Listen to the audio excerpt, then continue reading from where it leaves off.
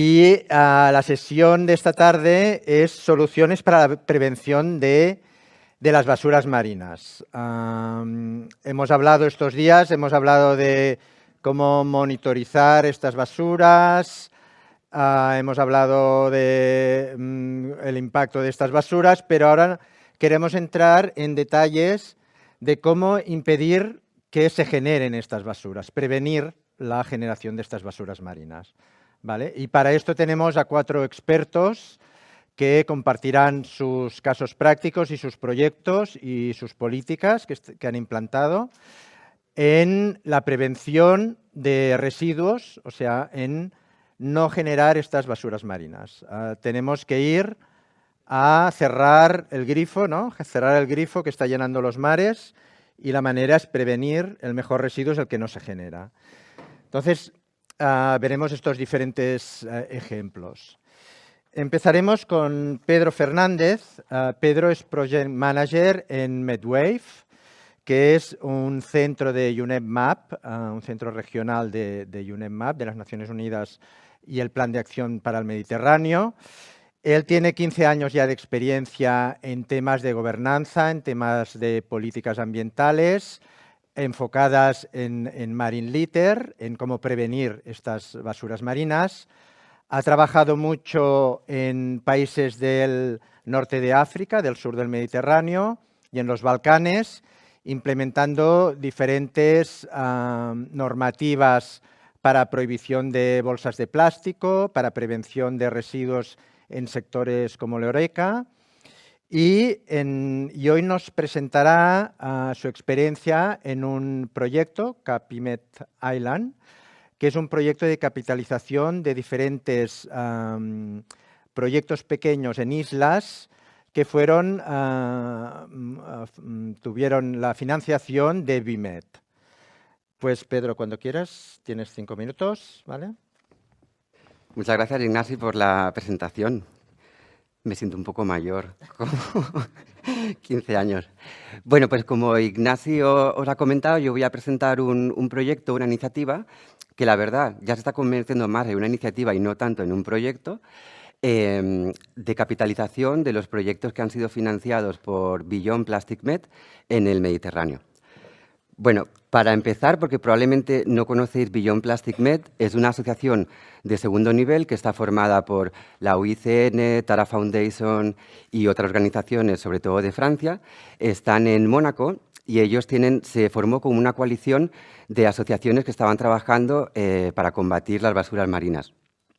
Y, entre otras actividades de esta asociación, financian iniciativas en el Mediterráneo, normalmente que son implementadas por ONGs. Y tuvieron una convocatoria específica para islas en el Mediterráneo, donde podrían financiar acciones relacionadas con basuras marinas, que van pues, de lo que hemos estado hablando aquí estos días, desde ciencia ciudadana, trabajar con el sector privado, trabajar en planes de acción con autoridades locales, activas en islas, etcétera. Y aquí podéis ver, bueno, es una red ahora de asociaciones, de ONGs en el Mediterráneo que trabajan en islas. Y es lo que llamábamos la comunidad de BIMED Islands. Entonces, Beyond Plastic Med nos confió a Medwaves por nuestro papel, digamos, en la política regional en el Mediterráneo, y también a Smilo, que tenemos aquí a Silvan, como representante de una organización trabajando en islas, para tener un proceso de capitalización, queriendo maximizar el impacto que estos pequeños proyectos pudieran tener en el territorio.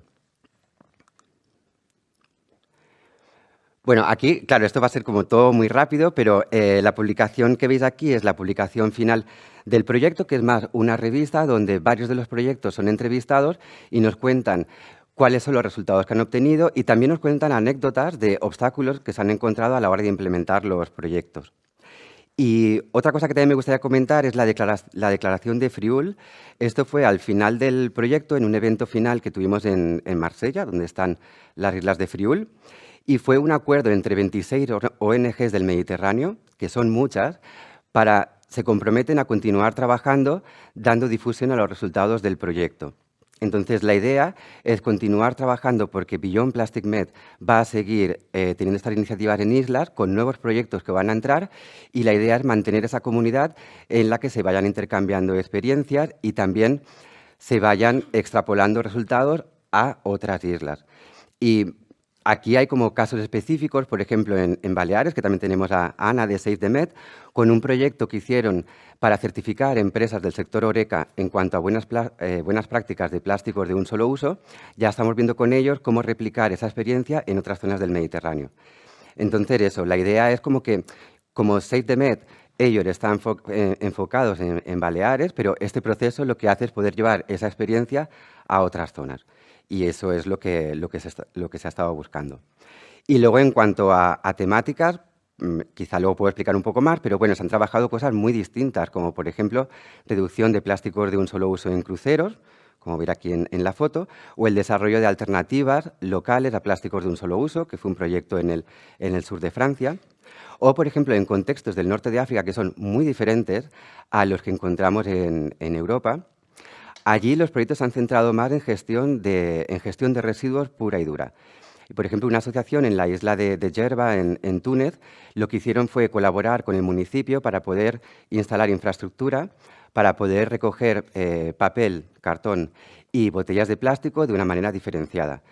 Es algo a lo que el municipio no llegaba, pues por condiciones de presupuesto, de personal, y realmente la asociación estaba supliendo un poco una competencia que tiene el municipio. Y también desde el proceso de capitalización se ha intentado de hablar más con el municipio para que ese compromiso sea a largo plazo y que esa infraestructura finalmente tiene que ser absorbida por el municipio porque es su competencia de gestión de residuos. Bueno, si tenéis más preguntas sobre el tema de BIMED, pero sí que me gustaría también comentar alguna cosa como MedWaves, más allá del tema de islas. Y quería comentar, bueno, también me parece muy importante de los proyectos de BIMED, ellos han trabajado mucho sobre temas de single-use plastics. Y como sabéis, pues con la directiva hay ciertas cosas que son ya obligatorias en los Estados miembros. Y para mí ha sido muy interesante ver cómo que ellos, a nivel muy local, han estado comprobando cuáles son las dificultades a la hora de implementar la directiva de plásticos de un solo uso. Y ver que, por ejemplo, hay artículos como pajitas que son fácilmente eliminables, pero que todavía existen como muchos problemas con algunos plásticos de un solo uso y que únicamente con la directiva no se resuelve tan fácilmente. Y hacen un trabajo también como muy de centinelas, casi de policía, de ver como que hay sitios en los que realmente no se está aplicando todavía la directiva, a veces por falta de voluntad, falta de conocimiento, pero a veces también por falta de alternativas. Y pues también estaba muy bien que otros proyectos estaban desarrollando alternativas. Y esa colaboración pues es como la fuerza de este proceso de capitalización. Y luego otra cosa, Ignacio, quería comentar, era porque esta mañana hemos hablado un poco... ¿Voy bien o...? Sí. Bueno, voy a buscar el móvil porque me lo he dejado. Continúa. No, voy a ser muy breve. Pero esta mañana que estamos hablando de responsabilidad amplia del productor, nosotros como Centro de Cooperación Internacional trabajamos mucho en el norte de África. Y en 2 países estamos como muy activos con este tema. Y allí lo que encontramos sobre todo es que... a ver cómo lo puedo explicar. Que al final, a nivel gubernamental, falta mucho para poder hacer como un sistema de responsabilidad amplia al productor obligatorio en el país. Y sí que hay como el sector privado, una parte del sector privado sí que se intenta movilizar para mejorar, por ejemplo, la gestión de envases, la recogida y el reciclaje, que quizá no van a asumir una responsabilidad del 100%, pero sí que están intentando como poner infraestructura, trabajar en sensibilización para poder aumentar la recogida diferenciada.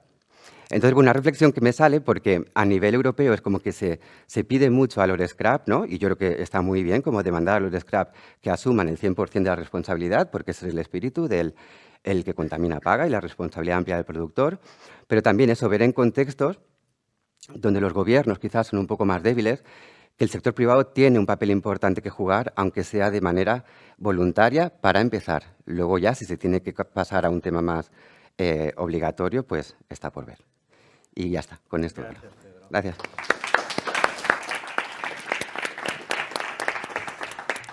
Gracias, Pedro. La reflexión que hacías claro, en los países del norte de África la situación es muy diferente, bueno, en el norte de África y en otros sitios, ¿no? Entonces tenemos que enfocar las soluciones siempre desde muchos puntos de vista diferentes, con actores diferentes y no pensar que la solución que va bien aquí o en Irlanda irá bien en Marruecos o en Egipto, ¿no? Cada caso es particular, ¿no? Ahora le toca el turno a Candy Cecilia Ruano. Ella es investigadora en el Instituto Universitario Ecoaqua de la Universidad de Palmas de Gran Canaria y es diplomada en turismo y tiene varios másters en gestión turística, en recursos y sostenibilidad, y nos viene a presentar un proyecto Interreg que se llama Cap on Litter, y que es capitalizando las buenas prácticas costeras y mejorando las políticas para prevenir las basuras marinas. Candy, cuando quieras, ¿nos lo presentas? Muchas gracias.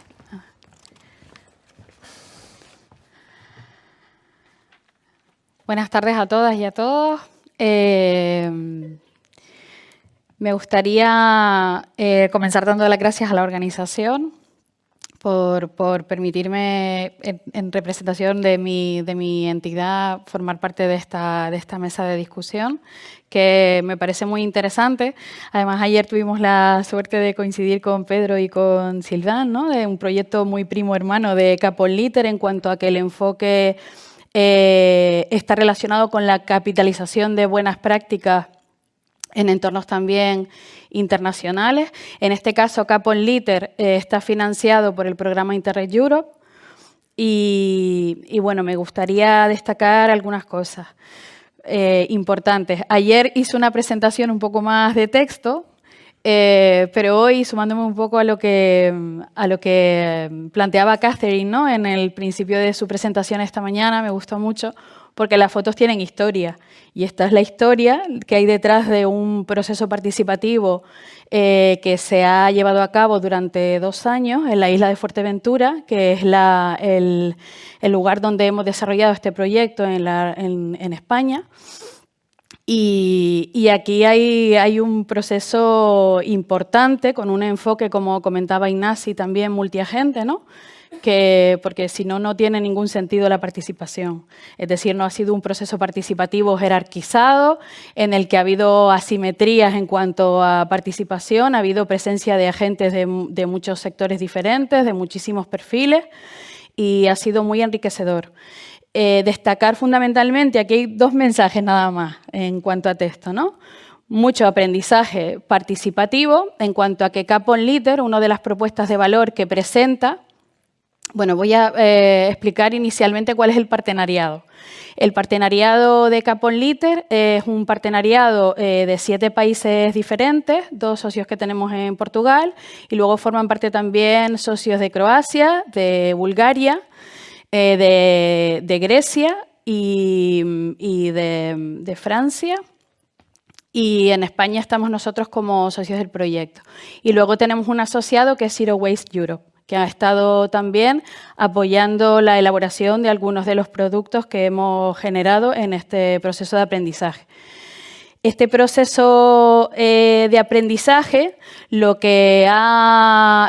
principal objetivo es poder identificar buenas prácticas que se están dando en esas regiones socias del proyecto, para valorar cuál sería el sentido de potencial de transferencia.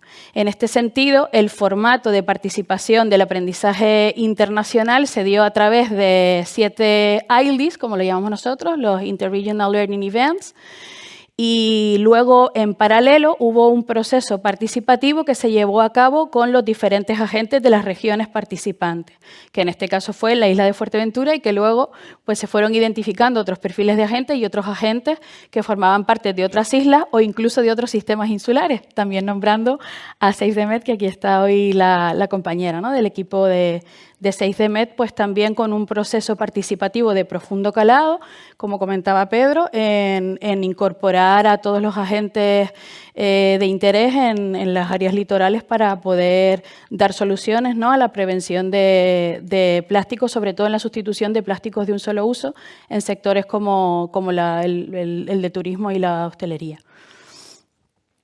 Bueno, estas son algunas de las fotos de buenas prácticas, porque vamos a remitirnos ya concretamente. Uno de los resultados principales de Cap on Litter en el marco de este proceso de aprendizaje era elaborar 7 planes de acción para cada una de las regiones socias del proyecto. Y en el caso de la isla de Fuerteventura se incorporaron 4 acciones diferentes que respondían, por un lado, a los 3 ejes fundamentales del proyecto, que es eventos cero residuos, comunidades costeras cero residuos y playas cero residuos. Fundamentadas principalmente, ¿no?, en el enfoque de la reducción de residuos plásticos, la mitigación de basuras marinas, pero sobre todo con el tema de los plásticos. Importantísimo es que lo que se pretende con el programa Interreg Europe, y funcionan pues todos de manera similar, es que lo que se pretende con estos planes de acción es se escoge una política que está presente en el territorio, o bien ya en desarrollo o bien aprobada, y esa política es la que se toma como objetivo para hacer mejoras en cuanto a dotarla de acciones, ¿no? Las políticas por sí mismas a veces no contemplan este tipo de niveles en la gestión y se van complementando con acciones concretas que responden a determinadas partes de las políticas. En este caso, la política elegida para Fuerteventura fue el Plan Estratégico de Fuerteventura para el periodo 2022-2026. Y hubo 4 acciones fundamentales que ahora mismo están en fase de implementación hasta finales de julio de este año. Comenzamos en julio del año pasado. Estas son algunas de las imágenes de las buenas prácticas de las visitas de estudio que complementaban a los eventos internacionales de aprendizaje. Luego tuvimos el COVID, que todos sabemos las consecuencias que tuvo también a nivel de movilidad, pero bueno, lo fuimos solventando de una manera positiva. Y estos son algunos de los ejemplos de las buenas prácticas. Trajimos prácticas para Transferin de Portugal en cuanto a campañas de sensibilización, que ya pues Fuerteventura ya tiene una trayectoria importante ahí, pero incorporando algunos elementos. Sí. Luego, algunas otras buenas prácticas que tenían que ver con el sistema de retornables, pues de producción de gafas de plástico a través de residuos, etcétera, etcétera. Y bueno, para profundizar un poco más después, tal vez las preguntas que puedan plantear. Muchas gracias por la atención. No, esto sí. Gracias, Candy. Antes de continuar, Pedro y Candy, capitalización, este palabra, que yo participé en Capimet y pensé, capitalización, bien, como alguien del público igual no sabe bien la palabra, ¿cómo la definiríais? Porque... Capitalización de buenas prácticas costeras y para la prevención de las basuras marinas. Vale, pero capitalización, ¿qué entendéis? Porque yo entendía transfer, alguien entendía... compartir, elevar a un nivel político, no sé, a ver qué idea con este palabra que digo yo, capitalización. Lo que entendemos en el proceso de capitalización es identificar aquellas buenas prácticas que están funcionando en otros territorios y ponerlas en valor para su potencial para hacer una transferencia en una escala dentro del contexto del territorio al que se refiere, ¿no? Vale. ¿Tú, Pedro, entiendes lo mismo? En nuestro contexto era como empezar haciendo una comunidad de proyectos. Vale. Entonces también se organizaron muchas sesiones que fueran de intercambio para que se conocieran y que se vieran esas sinergias. Luego está la parte clarísima de lo que funciona, poder llevarlo a otras islas. Okay. Y luego estaba la parte también de impactar políticas. Que aquí, bueno, no he entrado, pero nosotros que estamos en la Convención de Barcelona, por ejemplo, se presentó un policy paper en la COP. Y entonces era como una manera de hacer llegar esos resultados, y en otra reunión también específica sobre basuras marinas, y los países lo recibieron muy bien y, por ejemplo, pues se dijo se tiene que traducir al árabe, por ejemplo, para que todo eso esté disponible en el norte de África y tal. O sea, que hay como 3 patas de la capitalización ahí. Vale. En nuestra parte tenemos el Green Book también, que es otro de los resultados y que ahora se va a presentar en un evento final en Bruselas, que es otra de las partes de... Vale, perfecto. Pues ahora nuestra próxima invitada es Raquel Malo, es vicepresidenta y responsable de Medio Ambiente de ASINCA, que es la Asociación de Industriales de Canarias, y es directora ejecutiva en Protisa. Tiene mucha experiencia en la industria de papel y productos forestales. Y Raquel nos dará un poco la visión desde el lado de los industriales que tienen que introducir estas medidas de prevención. Raquel, cuando puedas.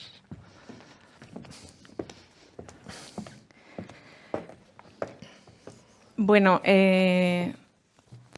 como ha dicho Ignasi, yo represento a la Asociación de Industriales de Canarias.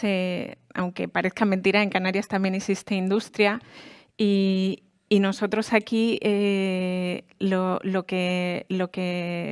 el título de mi presentación es Prevenir es proteger, ¿no? O sea, nosotros desde la industria tenemos una serie de buenas prácticas, ¿no?, que intentamos implementar en cada una de ellas, porque además la legislación así nos lo requiere, pero creemos que en la prevención es donde se previene que la basura llegue al mar y que realmente se convierta en un problema. Entonces, desde nuestra visión y desde el marco industrial donde nosotros desarrollamos el diseño de los productos y de qué manera los hacemos llegar al consumo, pues realizamos una serie de buenas prácticas para llegar a ello, ¿no?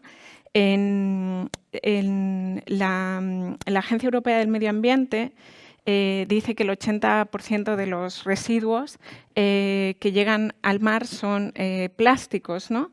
Y aún teniendo toda esa cantidad de legislación, de estrategias, de eliminación del plástico o de tratamiento del plástico, de todas las regulaciones europeas, nacionales, de comunidad autónoma que tenemos, aún no se llega realmente a los valores que se pretenden en porcentaje, en kilos, porque es muy difícil y porque realmente para poderlo lograr, aunque las industrias, y como decía Íñigo en la mesa anterior, hay personas que lo hacen bien y personas que lo hacen mal. Hay muchas industrias que lo hacen bien, hay algunas pocas que también lo hacen mal, pero creo que la labor está en intentar que los residuos no lleguen, ¿no? Que cuando se crea un residuo no sea un residuo, sino sea una materia prima para poderla volver a usar, porque al final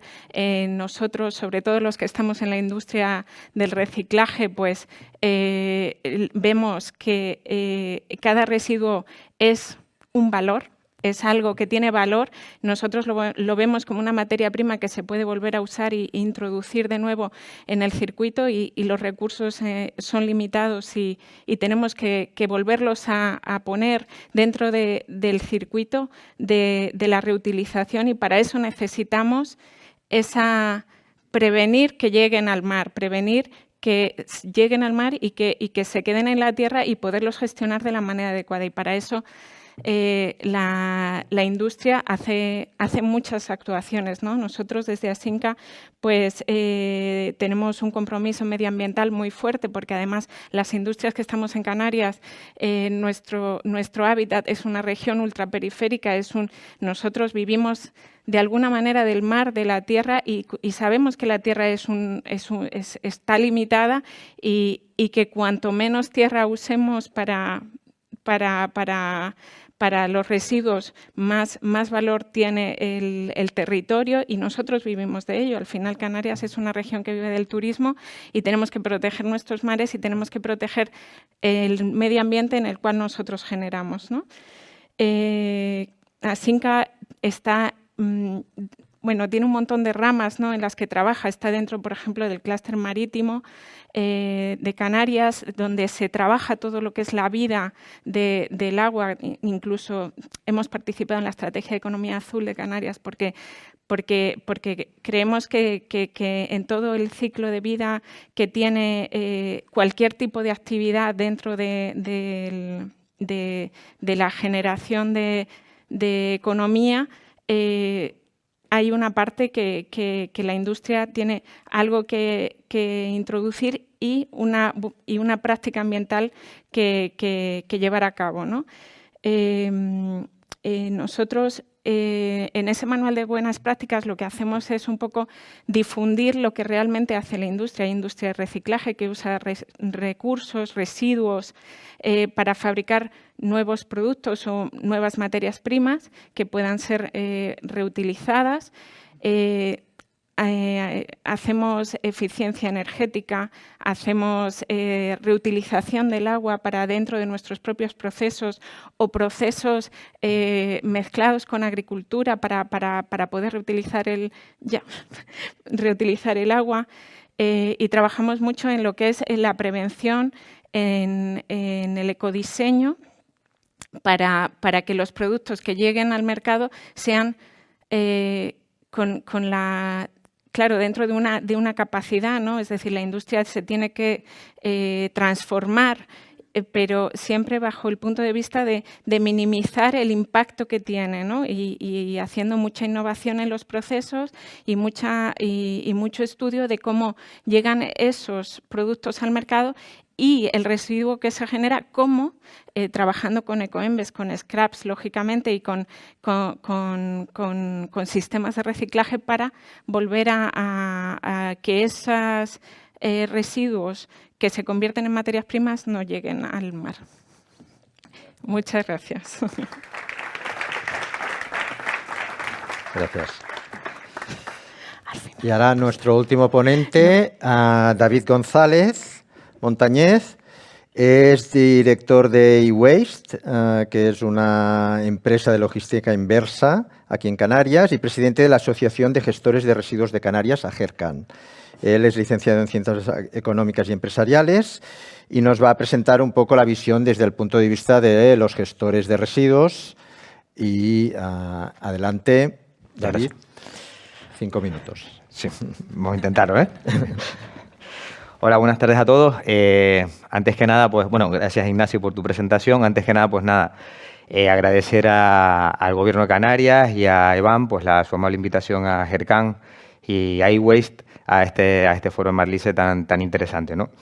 Un poco, pues lo que decía Raquel, ¿no? Nosotros, AGERCAN, ¿qué es? AGERCAN es una asociación de gestores de los mal llamados para nosotros residuos, porque como bien decía Raquel, para nosotros son recursos, son materia prima, que nosotros, al tener 5 minutos para presentar esto, he pensado que lo mejor sería hablar un poco de los fines y de los objetivos que tiene AGERCAN y a partir de ahí luego con las preguntas, pues un poco desarrollar lo que ustedes deseen, ¿no?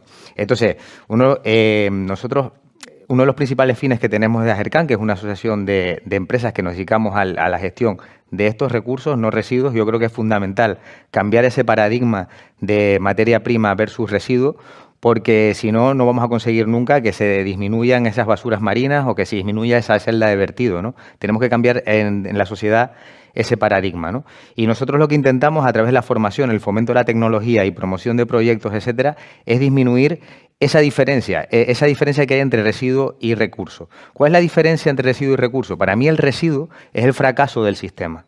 Como antes lo decía Íñigo, mi compañero, siempre decimos lo mismo porque trabajamos mucho tiempo juntos y parece como que pensamos igual, ¿no?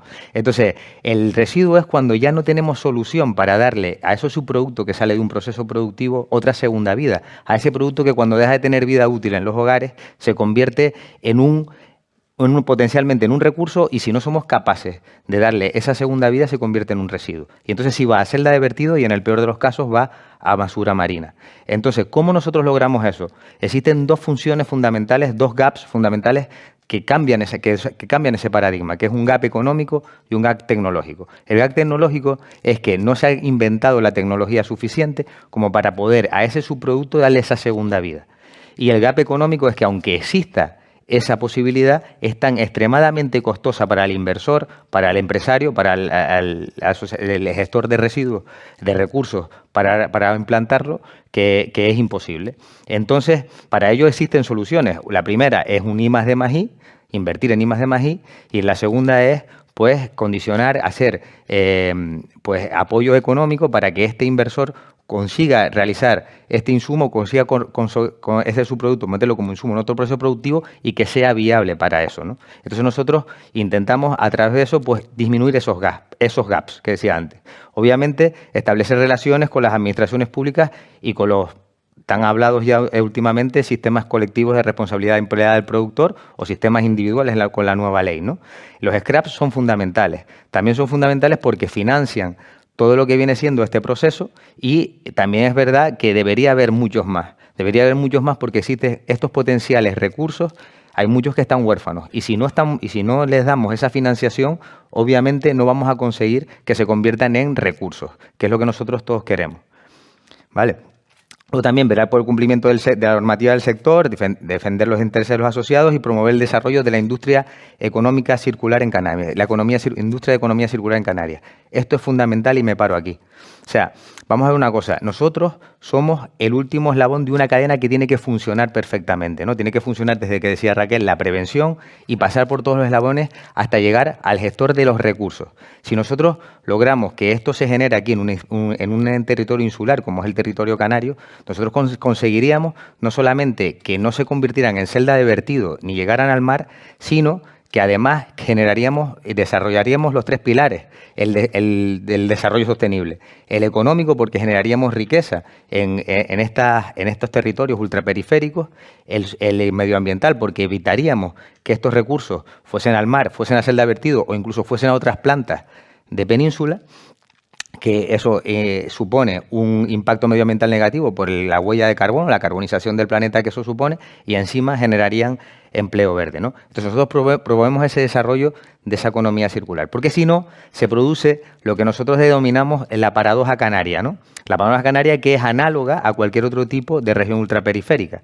Es decir, si nosotros cogemos aquí y montamos una planta de tratamiento, para que esta planta de tratamiento tenga sentido y tenga viabilidad en un territorio como el nuestro, tiene que tener toda la masa crítica, ¿no? Ahora me pongo el gorro de Iweis, que antes me decía Ignasi, que era el director de Iweis, y yo dice, ustedes me dirán, contra David, ¿cómo es posible que si siendo una planta solamente aquí en Canarias no consigas toda la masa crítica necesaria para hacer viable la planta? Y no ocurre eso. Oye, a mí me encanta ser canario, me encanta vivir aquí. Vivir en Canarias es fundamental, pero es genial. Pero tenemos que tener en cuenta una cosa. El mercado canario es un mercado imperfecto, como cualquier otra región ultraperiférica. Y es imperfecto por nuestra lejanía y por nuestra fragmentación territorial. Entonces, muchas veces, al ser importador, al ser una comunidad autónoma importadora, los contenedores bajan llenos y suben vacíos. El director financiero de la naviera hace bien su trabajo. Él dice, ostras, si yo me llevo mi margen en subida en vacío, si lo lleno a un precio muy barato, pues yo voy a ganar más dinero para mi compañía. Y hace bien su trabajo, pero eso es un menoscabo para defender ese potencial recurso que se genera aquí en Canarias y generar ese desarrollo de industria circular que necesitan cualquier región ultraperiférica para evitar que esas basuras lleguen al mar.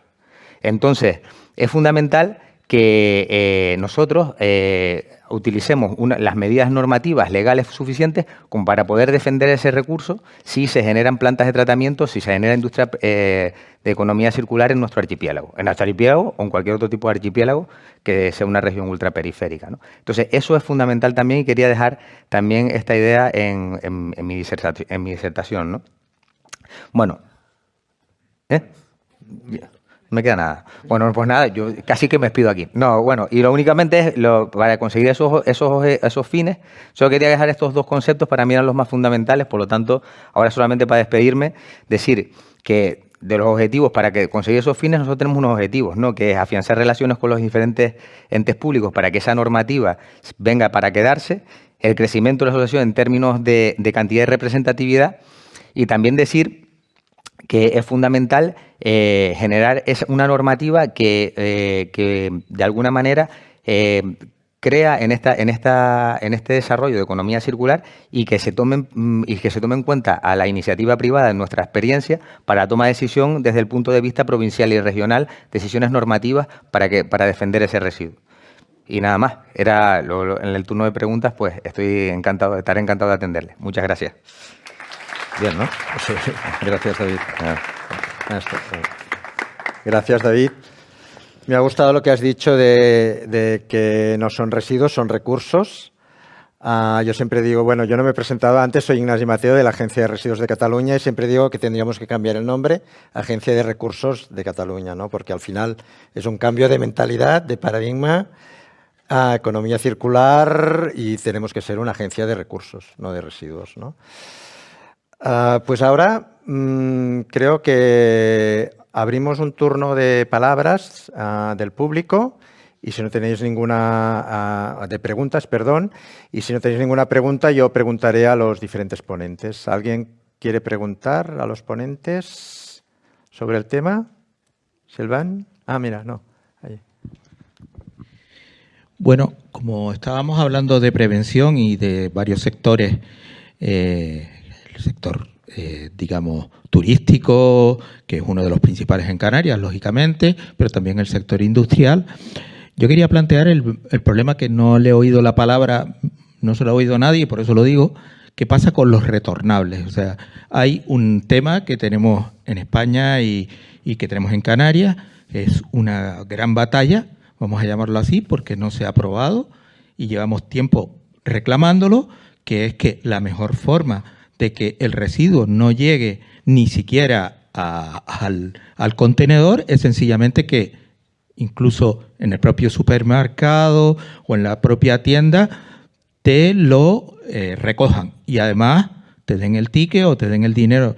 Nosotros, algunas de las experiencias de las que hablaba Candy antes, concretamente en Croacia, pudimos comprobar que no había ni una botella, y la buscamos, por toda la ciudad de Pula, porque sencillamente valía dinero y la gente la recogía. Entonces, sí, mi pregunta es ¿por qué seguimos atascados en este sitio?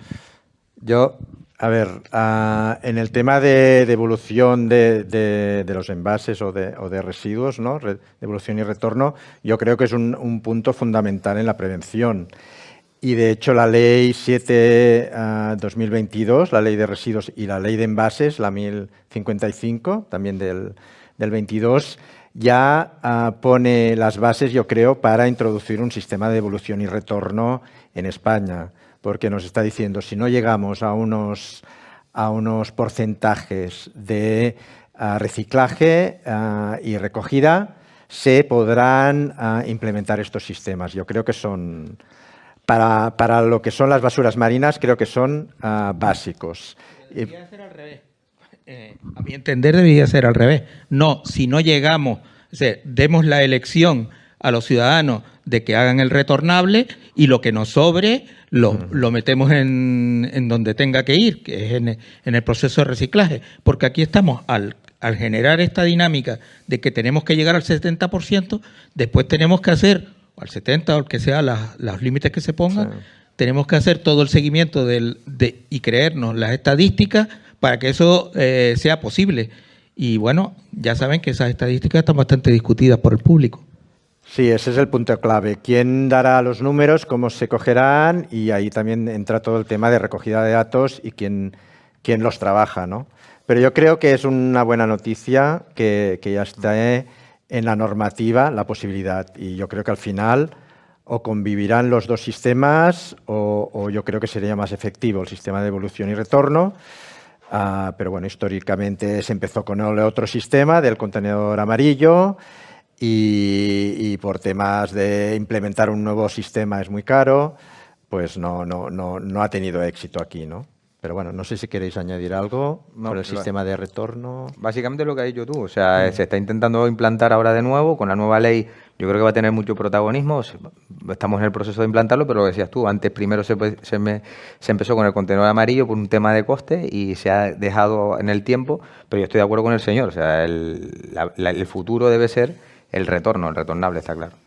Y eso lo pone en la nueva ley, que ya es un paso adelante. Lo importante es que la ley luego se reglamente de la manera correcta para que eso se haga efectivo, ¿no?, en la sociedad.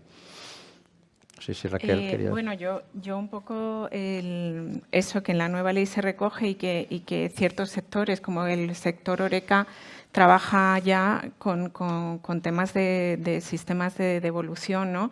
Y como se hacía antiguamente, es decir, pues eso, Coca-Cola, la cerveza, todo esto, ya tienen sistemas implantados en Horeca, que es un sistema sencillo. Después, en el tema del ciudadano en sí, pues también los supermercados necesitan sus espacios y todo eso lleva una regulación que tiene que tramitarse y llevarse a cabo y bueno, pero que yo creo que es un sistema conocido y que ya se aplica en el sector Horeca muy eficientemente, además.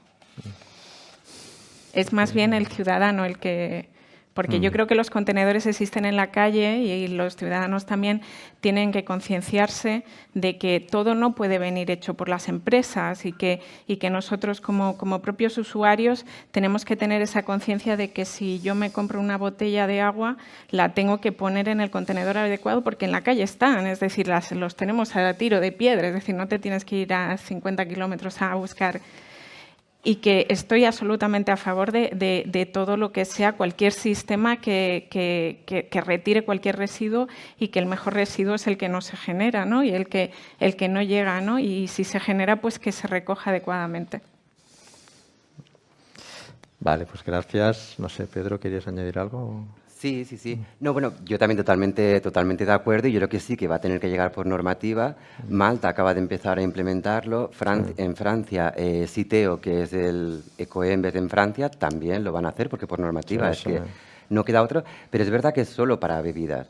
Y yo creo que también, o sea, toda la parte alimentaria me parece también muy importante, sobre todo en el sector Horeca, y muchas veces se deja como aparte, como que...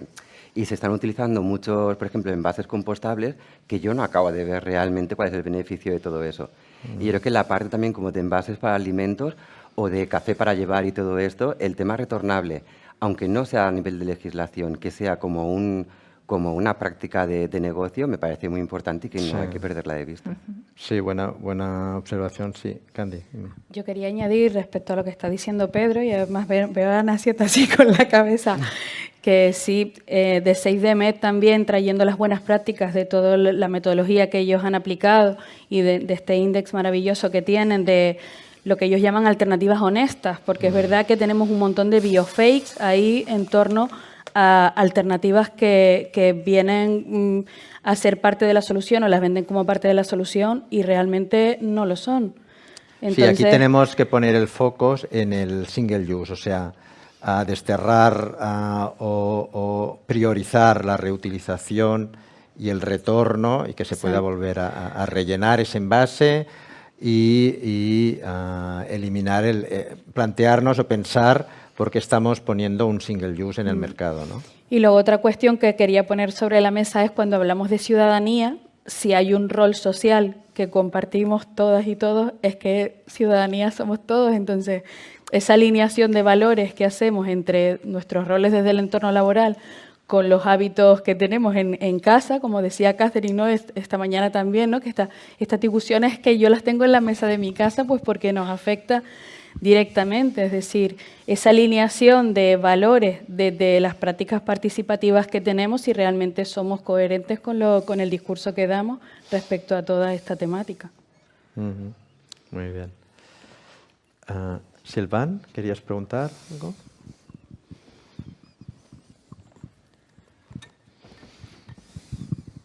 Lamentablemente tengo que pedir en inglés. Okay. Una pregunta per David. Sí. My English is not too good. But I want to try. I want to try. Vale. Lo entiendo un poco, pero bueno. Okay. Do you have an example of this cooperation between islands? I'm just curious in terms of waste management. Can you take one, like in the archipelago of Canary, just for me to know? Is there any waste that is like taken in one island, brought to the other? Is Tenerife a center? I don't know if that's a clear question, but is there any example of cooperation between islands? This is for you.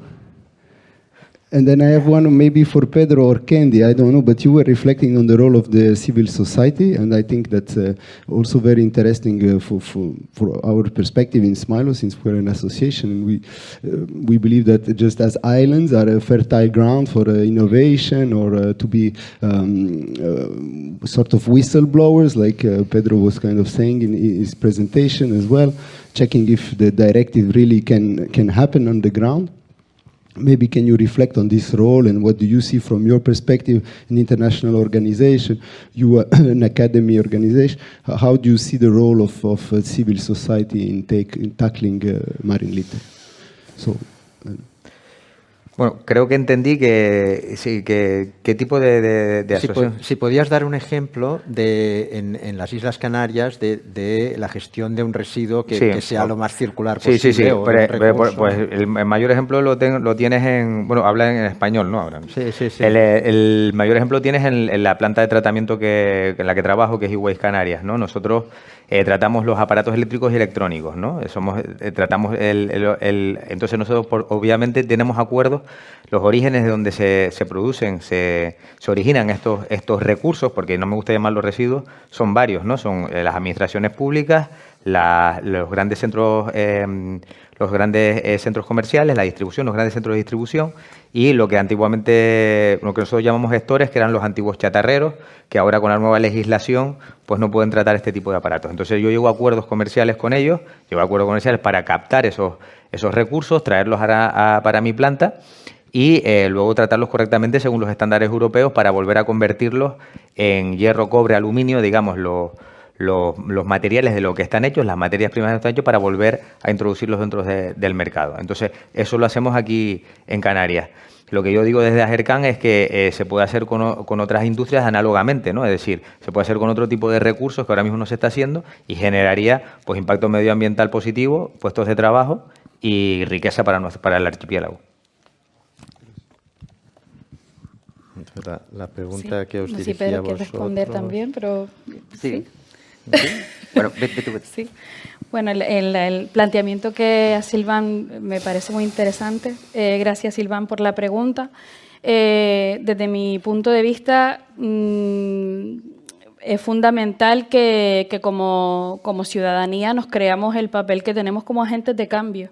Es decir, el poder que tenemos para cambiar modelos de consumo es grande. Como decía Raquel antes, ¿no? de esto de la responsabilidad y a quién señalamos en todo este problema, ¿no? Yo creo que vivir los valores compartidos desde unos procesos en los que tenemos claros que todos formamos parte de la solución es importante.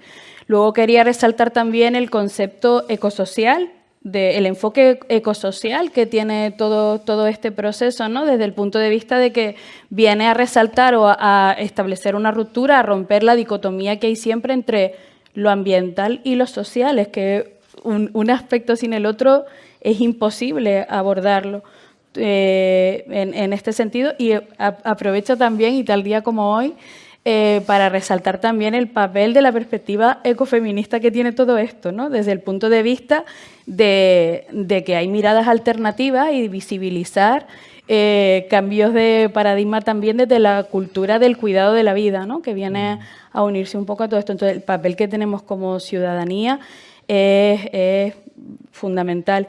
En este sentido, quiero resaltar, y desde el marco del proyecto Cap on Litter, las buenas prácticas que han salido de Fuerteventura también con mucho potencial de transferencia, toda la trayectoria que tienen en Fuerteventura con el tema de ciencia ciudadana, todo el papel que tiene la ciencia ciudadana desde el punto de vista de vivir ese cambio como parte de las soluciones es muy importante. Entonces, quería destacarlo sobre todo desde ese enfoque. Sí, ¿puedo? Sí, claro. Sí, vale. Yo con esto dos cosas. Creo que como desde la sociedad civil lo entiendo, como ONGs, o sea, más allá de individuos, como asociaciones o ONGs, yo creo que hay dos cosas. Uno, que se hace un papel súper fuerte respecto al sector privado y autoridades públicas. Y esto lo veíamos en los proyectos, trabajando con el sector Horeca, casi como si fueras una consultoría, en realidad. Te estás dando como un consejo, como si fueras una consultoría, para decir, además, te vas a ahorrar estos costes si reduces el consumo de plásticos de un solo uso. O sea, como muy profesional. También con municipios en Croacia, haciendo planes de acción muy potentes sobre temas de compra verde, eventos sin plásticos de un solo uso, deportivos, etcétera. O sea, que muy bien ahí, pero sí que hay otra parte, y aquí voy a ser un poco crítico y quizá un poco, no sé, que me da la sensación de que a veces también, sobre todo el sector de ONG, se está volviendo como muy complaciente en el sentido de las limpiezas de playas, sobre todo. Yo creo que sí que estuvo bien en un momento, igual hace ya pues 5 o 10 años, para visibilizar el problema de basuras marinas. Era súper importante visibilizarlo, que hubiera campañas de recogida, etcétera. Pero últimamente me da la sensación de que es como responsabilidad de las ONGs solucionar ese problema con limpiezas de playa. Y esto es algo que me está molestando un poco, porque es como las autoridades públicas y las empresas son responsables de esto al final. Las ONGs pueden ayudar y pueden visibilizar, y está súper bien el papel que hacen, pero la responsabilidad no se puede apartar del resto. Sí, sí, yo totalmente de acuerdo. O sea, tenemos que cambiar un poco el foco, del foco en el ciudadano que va a recoger la playa, que ya se ha convertido como una actividad más lúdica, ¿no? Y que organizan muchas empresas, y cambiar un poco el foco en quién está produciendo estos plásticos o estos envases que están generando todos estos residuos. ¿Qué medidas está poniendo para no generar estos residuos, ¿no? Y creo que tenemos que cambiar un poco el foco, y creo que yo estoy de acuerdo contigo. No sé si el público también o no. ¿Alguna otra pregunta? Catherine.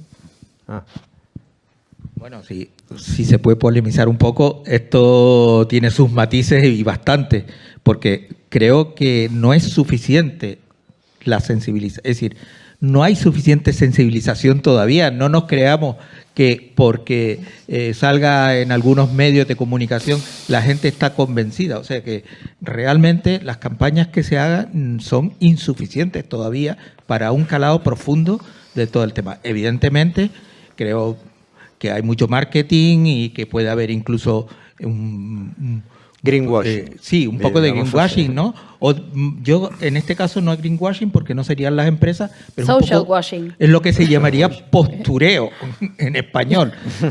O sea que hay bastante postureo, pero indudablemente yo creo que es necesario, que no sobra.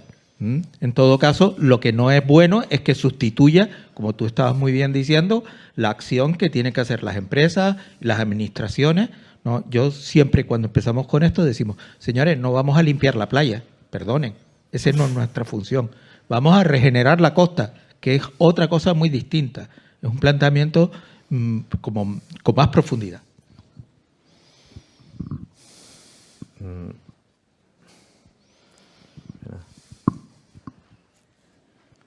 Espera, que estaba Catherine, que quería...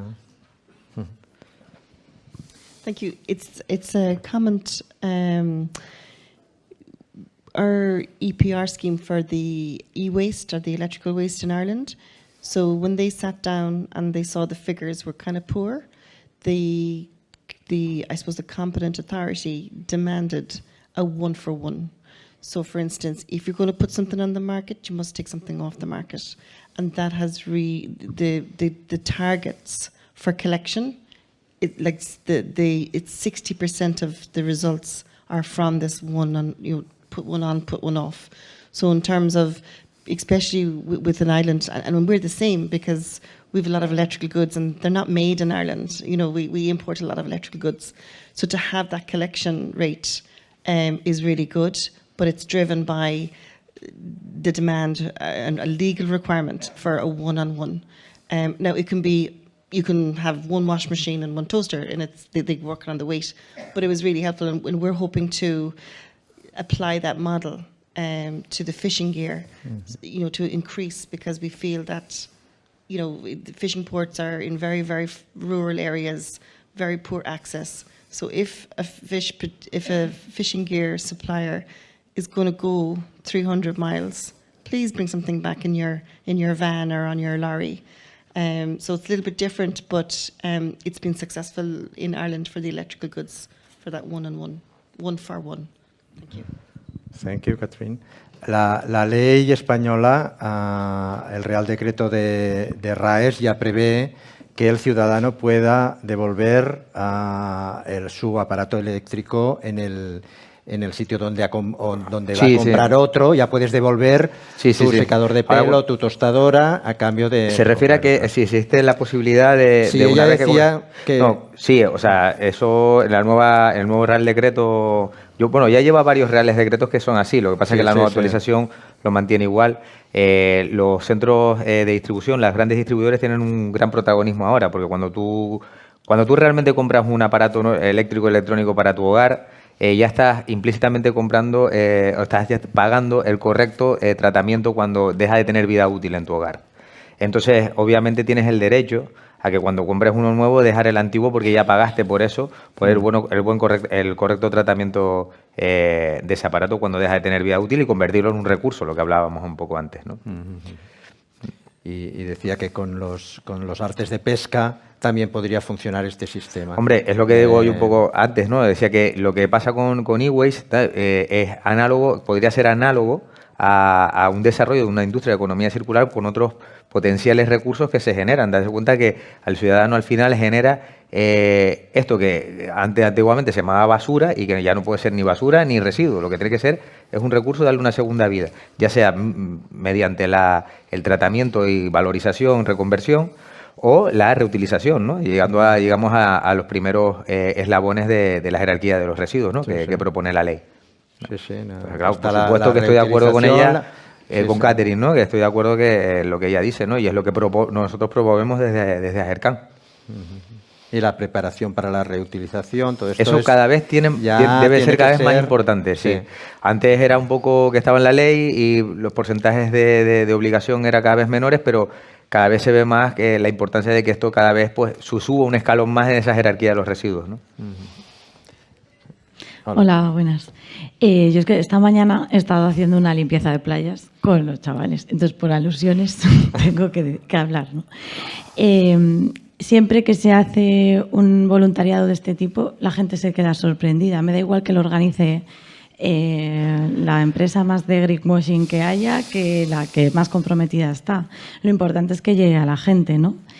Y que incluso aunque ya se haya trabajado mucho en algunos tipos de residuos, por ejemplo, lo que más aparece son las colillas. Eso también no se contempla, ¿no? Como en los trabajos normalmente que se están haciendo ahora en prevención de residuos. Y bueno, evidentemente sí, el voluntariado no va a resolver el problema jamás. No podemos pretender, como pretenden los políticos muchas veces, es que, pues nada, que limpien la playa los voluntarios, o la playa o el río, ya vamos a tierra adentro y es como es lo habitual, ¿no? Los voluntarios, que son gente que no tiene nada mejor que hacer, que se vayan a limpiar lo que nadie quiere hacer. Hay que poner dinero, eso está claro. Si queremos eliminar el residuo abandonado, alguien lo tiene que pagar. Y evidentemente tiene que ser... bueno, no estoy segura en el Real Decreto nuevo de envases si al final se ha conseguido que Coembes o los SIG aporten una parte para hacer esas recogidas. Por lo tanto, algo hemos avanzado gracias a esas actividades de voluntariado que se llevan haciendo tantos años, ¿no? Y bueno, pues también cosas muy grandes que se encuentran en las playas. ¿Quién se las lleva? ¿Los voluntarios? Pues no.